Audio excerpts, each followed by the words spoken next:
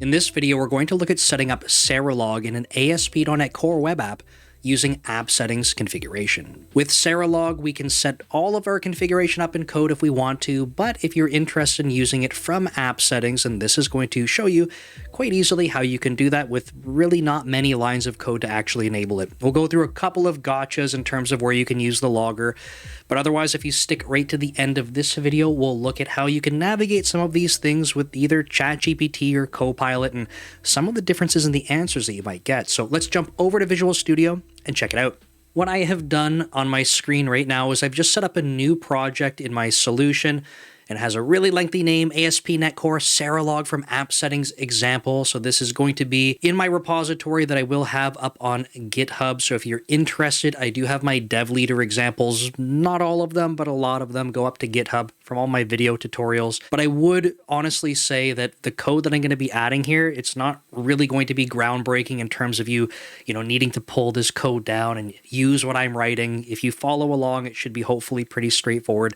And then you don't have to take any code that I'm using. The first thing that I want to show you is that we're going to be able to add logging like this.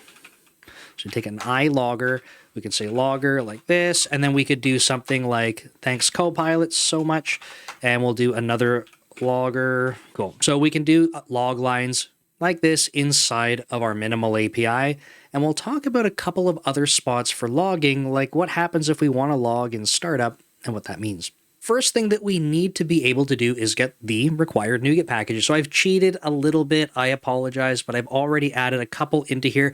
I have to look over at my other screen because my camera's blocking exactly where the code is. I do have these three packages. I have Serilog, ASP NET Core.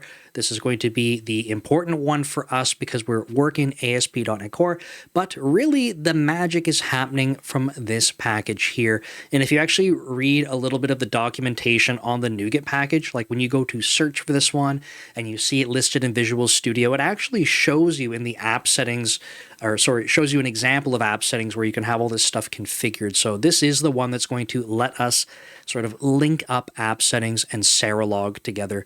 And then finally, I'm just going to be using this one down here as a sync. We're going to use the console. If you're not familiar with the concept of syncs, it's just where are we logging to? So this is sort of a generic term that we use in logging. This is what Serilog sticks to, and it's not just console. You can get, a file sync, you can get a rolling file sync, you could have a sync that is a cloud service. So there's all sorts of places that you can log to. We're just going to use the console for this example. If you're looking at the versions here and you're worried because you're following along and you're going, I got different versions, probably totally okay, no promises, but it should be fine. They could have breaking changes, but Serilog has been quite stable for quite some time, so I highly doubt for the stuff we're looking at, you'll have any issues, so don't panic.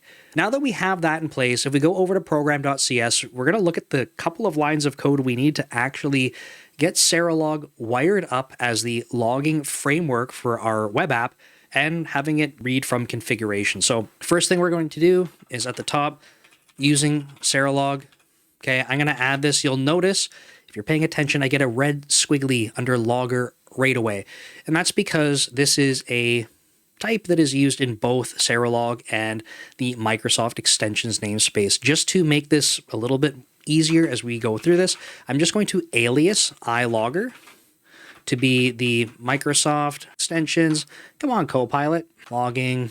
Again, this is right behind my camera, so it's making my life really interesting. So now that we have this logger in place down here, and we have this alias, we can just use iLogger wherever we would like and not have to worry about Serilog conflicting with us. But the next step is that we actually have to hook this thing up, right? So we're going to go here, right under creating a builder. Again, this is a pretty basic or introductory ASP.NET Core concept, but we're dealing with a web application, of course, and we have a web application builder. So as we're building this thing up, this is where we configure all of our services and stuff like that. That we do all this before we go run the application. So we're going to say builder host, and then we are going to say set or use Serilog. There it is. And very fortunately for us, Copilot is doing a bunch of this. We don't need all of it. So I'm going to get rid of a little bit just to make it slightly more straightforward for us to talk through. Copilot, you're doing too much. Okay, so what we have in here, and I keep glancing over because, again, my camera is blocking over this code right here. I wanted to show you the tooltips. So this is the host builder context. This is the service provider, so this might be a little bit more clear. If you're playing with dependency injection stuff, there's a service collection and a service provider. The collection is what you use as you're building things up, and the provider is what you're using to resolve the services that you have registered. And then this configuration at the end, and this configuration is the logger configuration. So now that we have that, I took it off my clipboard, but you can see we need to do just this top line. This here is going to allow us to get the configuration for Serilog read from the actual config that we have in AppSettings.json. This, basically lines 6 to 9, is all we need to get things read in. It's truly that simple. We're going to get app settings. Well, I think I already copied it over. Yes, I have an example app settings, just so you can see. We'll walk through this super quick, but we have log levels, right? So if you're not familiar with some of these concepts, just to briefly mention, if we have app settings development JSON, it means that if we want, we can have different logging levels by default for development. So maybe in development, you want to set your log level to debug, and that way, when you're running stuff in your local environment, you can see all the log information, all your debug log statements. But in production, you're using not app settings development, it might just be appsettings.json or appsettings.production.json, and you can have different log levels just in the config. The other thing that you can do is you can change your template, right? So this is the console one that we're going to be using. There's enrichment here. I'm not going to go into details for this video, but we have this here. And what we're able to do, if you look at this line on 16, is set up the format for the logging messages that we're going to be playing with. Okay, so there's an app settings. By the way, if you don't have one of these, you're not sure how to set it up, if you go to the Serilog documentation on GitHub, it will absolutely walk you through how you can do this. And like I said, if you stay to the end of this, we'll talk about using Copilot and ChatGPT to be able to help us navigate setting up one of these. So lots of options. Don't panic. You don't need this exact configuration to make this work. Okay, so this code will now load up our app settings for Serilog. And really at this point, we could go run this and we're going to get logging when we hit our minimal API. But I wanted to touch on one more thing that's a little bit of a bonus for this video. And that's like, well, okay, we can log in the minimal API. That's lovely if you trust me that it's going to work. But what about if we wanted to log elsewhere? Okay, like what if I wanted to log right up here?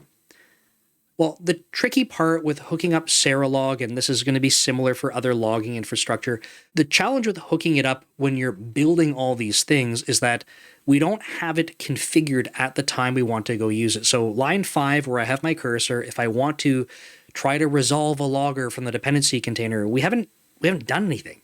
We don't have a logger yet. And in fact, the default Serilog logger, if we wanted to use log like this, and then say debug, for example, the default logger that comes from Serilog doesn't log anything. So this line sort of works, but it doesn't actually do anything. You could have some logging statements like this. You could say starting up the application. I might say building the application built successfully, right? Like we could go do that. But the challenge is that, like I said, this won't actually log anything. So let's prove it, right, before we go fix this. So we're going to go run this. So here's the console running. You can see there's literally nothing in the console. If we didn't touch any of the logging, you'd actually see more logging from ASP .NET Core manually writing stuff out to the console. But we've sort of taken that over. We've hijacked all of the logging. So truly, it's not doing anything, but what I want to do is get a browser open up here. We're going to hit the weather forecast endpoint, and we'll see some logs. Okay, so what I'm going to do is press enter when we go to this weather forecast route, but we have a problem, and this is something that I made a little mistake at the beginning of this video, and I should have caught it, but generally we don't use iLoggers directly like this, and there's a reason for that, especially with structured logging. It's better for us to have a type on the logger. So we're in the program class, if you will. If you were doing this in other classes, generally you would have a typed logger like this because it takes a type parameter in. This will add more context into the logging. So we actually don't need this line up at the top. You can see that might be kind of hard to see, but Visual Studio is saying, hey, you're not really using this alias anymore.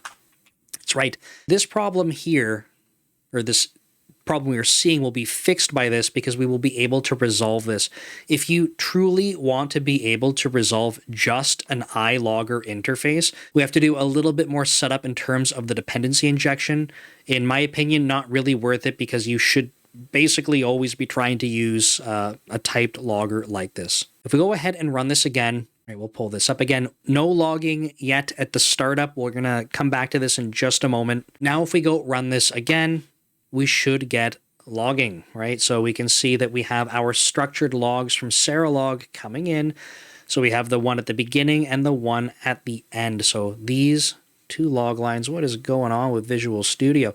We have these two log lines, this one here on 36 and this one here on 26. But we're still not getting these ones. So before I demonstrate that, just a super quick recap. In order to get things loading up, we have our 3 NuGet packages. We have this chunk of code right here that basically tells the web application builder, let's get Serilog hooked up as our logger, and you need to load from configuration, so the app settings. Okay, and then down here, we're able to resolve a logger to use it, but we're going to use a typed logger because the iLogger interface is a generic. If you're not sure what class we're in right now, by default at the top level, we're in program. This is something that's a little bit less obvious when you move away from programmed, well, we're in program.cs, but when you don't have a program class with a main method, this is maybe a bit of history for some people at this point. But if you're in a different class, you would use that class name here as the type parameter for your logger. So in order to get these logging statements to work, like on line 3, 11, and 13, like I said at the beginning of this video, Serilog, when you go to use the logger here, like this logger off of the log static class is not configured to log anywhere yet. So Copilot was kind of cheating and showing us what we need to do. Almost. It's not exactly this. If you run this, it will sort of kind of work, but it's still not exactly what we need. So let's walk through what this does, and then I'll explain the extra line we have to go configure here. But this is going to tell us, or tell Serilog, make a new logger. This is where it's going to write to. So we're saying use a console sync, and it's a bootstrap logger. So what I want you to think about is that if you're not familiar with like what bootstrap means, this is just meant to suggest like when we're starting something off. So before the application's running. But what's not included here, and it's not super obvious, is we're not telling Serilog what log levels to use. So we actually need to say something like this, or you can say like maybe you only want information log levels. We have debug logs, right? Like here and here. So we want debug as the minimum level. Okay, so what I'm going to do is run this. We're going to see where we log, and we're going to talk about that. Okay, so you might notice something interesting. We're getting log lines. That's great. I have 3 log.debug lines, and we can see only 2. So we can see starting up the application and building the application. But what's interesting is after this line here, app equals builder.build, all of our dependencies are wired up. Okay, so technically we've now said, go use the Serilog logger.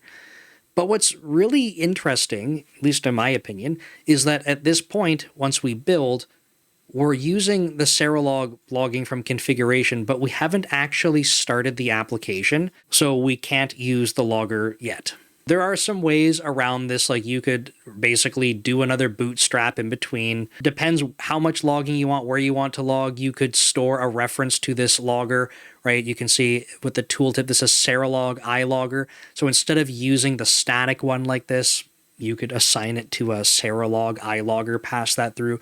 You have lots of options, but the point is that this is bootstrap logging, and it's going to be different from the one that you actually set up in this configuration. So if all you care about is configuring logging to use downstream after your application is already up and running, like on your API endpoints and things like that, this is sufficient to get it configured and to have it all pulled in from app settings. So you can change the settings there and have those take effect in your application.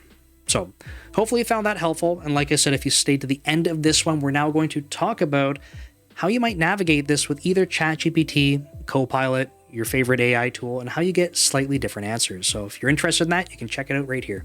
Thanks, and I'll see you in the next one.